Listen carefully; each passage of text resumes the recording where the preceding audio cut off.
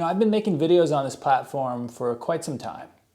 It was late 2015 when I started making videos. And, in 2015, I spent a lot of time on YouTube, as I do today. Actually, as I say that, I realize I'm addicted to YouTube. I always spend a lot of time on YouTube. But over this time, as both a creator and a viewer of YouTube videos, I've noticed that things have really changed quite a lot. And I don't just mean the layout of the website and the features that YouTube offers. I mean the sort of content that people are making. Back in 2015, it was such a unique place. It was really, there was a dream on YouTube.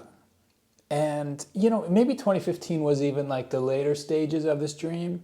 Maybe it was like you got to go back to, 2010 to get the real heart of it.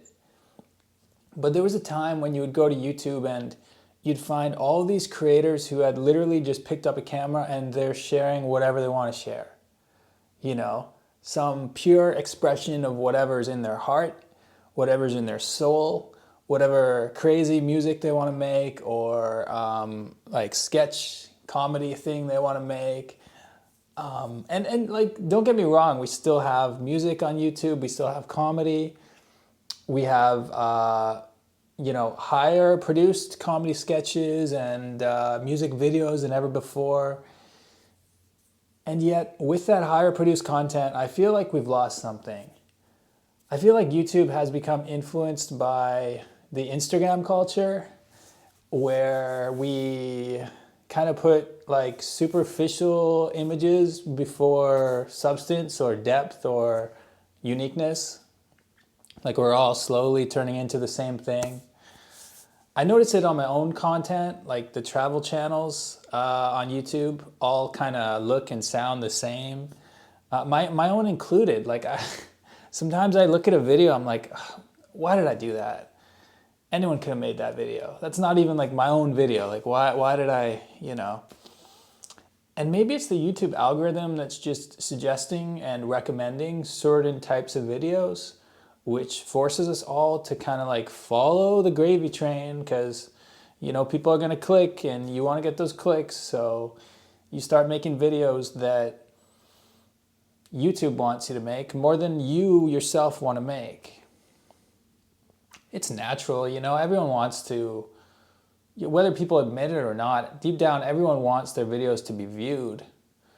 But if that is the case, if it is the case that YouTube is promoting videos that all kind of look the same and sound the same and fit into this neat little box, I think that's a shame. I think that's not just a shame for the YouTube like viewers' experience, but it's kind of a shame for all of humanity. Like, why would you want to turn that beautiful, endless possibility into something formulaic and all looking and sounding the same? Just as I said that, I was thinking of like, imagine you had all of the nature in the world. You have a wild forest and you have all these, like the rainforest, you have all these different types of trees and animals and monkeys, and I guess monkeys aren't an animal, but you know what I mean, right? You have all this like, the beauty of it is the fact that you never know what you're going to find next. That was the old YouTube. And I still like YouTube in 2021, but I feel like it's become more like a garden, like a well-maintained garden where, there's another nice plant, but you can see they trimmed it, even if it's a different kind of plant, they trimmed it just the same way they trimmed that other plant over there. And they're all about the same height, because YouTube wants a video to be 10 minutes long or 15 minutes long. So you don't have so many different crazy height videos and so many, it's like, why are we, like, are we doing it to ourselves? Are we the creators to blame for not having enough courage to make individual content? Or is this just a natural progression? Like, is it just people collectively, the internet, we're figuring out what works best, and we're chasing that. Was it like those early years were just like kids like scribbling on some paper and learning how to draw, and like eventually they learned, and now we know how to do it.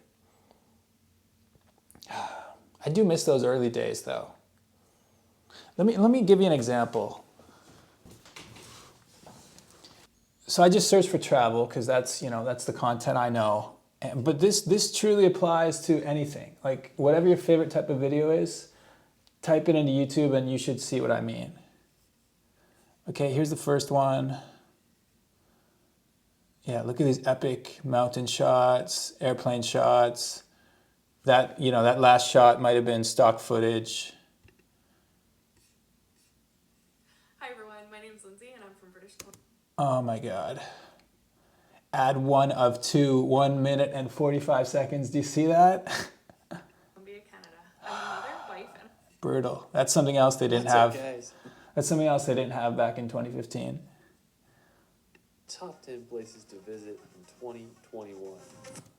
So yeah, that was like epic drone shots mixed with like possibly a bit of stock footage mixed with like, okay, we're about to have the upbeat music.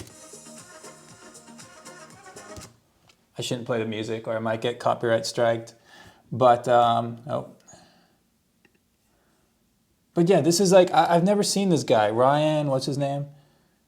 Yeah, a dude standing in front of the water with no shirt on, smiling. I mean, that's classic Travel Channel.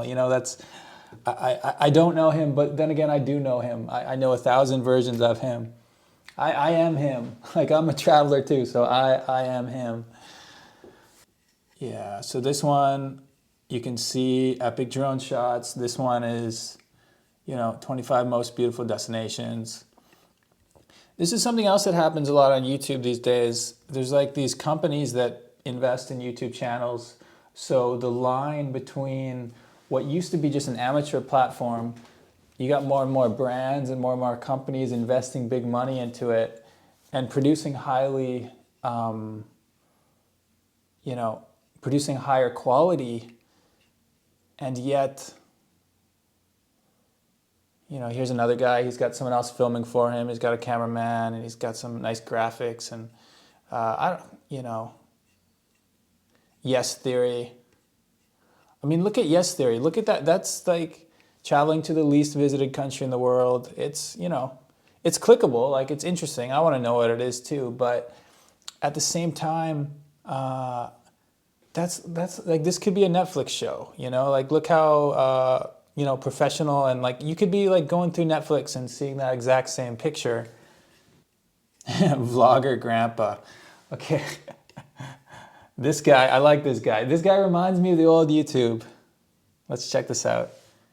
all the small wins lead up to more time with my family. Come on, That's man. all a mother could ask for, really. If you're trying to lose belly fat, stop doing cardio. This sounds backwards, right? Go away. Good morning, magandang umaga po. I have a very good news to announce, and that's what we'll talk about. Hang loose, stay with me.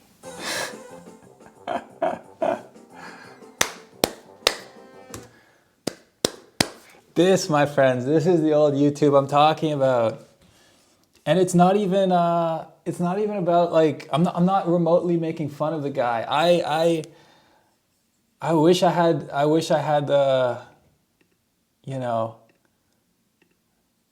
wish I had an intro like this. This is just a guy who, he's got vlogger grandpa on the shirt. This guy, I'm subscribing to him as soon as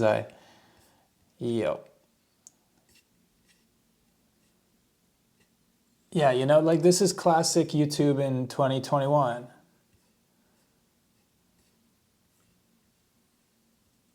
One point 1.9 million views. I wonder why. It must be that nice view of Halong Bay in the background. Anyway, I'm not here to pick on anyone, but like that's what YouTube has become. It's become a chance to be like kind of a fashion show. Like, look at me standing in front of this epic location. look at me doing this cool prank, or like, look at me and my bros hanging out in Los Angeles with this Lamborghini. And I guess that's cool for a certain audience. Maybe I'm just too old for it, but I feel like YouTube can be so much more than that. It still is so much more than that. Like there's obviously other types of content still thriving on YouTube, but I just feel like we're slowly becoming something that this platform wasn't meant to be. We're slowly conforming to some idea of like, I don't know. Maybe it's as simple as this. Like the cool kids have found YouTube. Like it used to be a place just for weirdos who wanted to grab a camera and do whatever they wanted to do. That's how I started YouTube. I didn't know what I was doing. Now these people, they're hiring like camera crews for their first YouTube video and renting Lamborghinis. It's bullshit, you know? But anyway, those are my thoughts on YouTube, how it's changed over the years.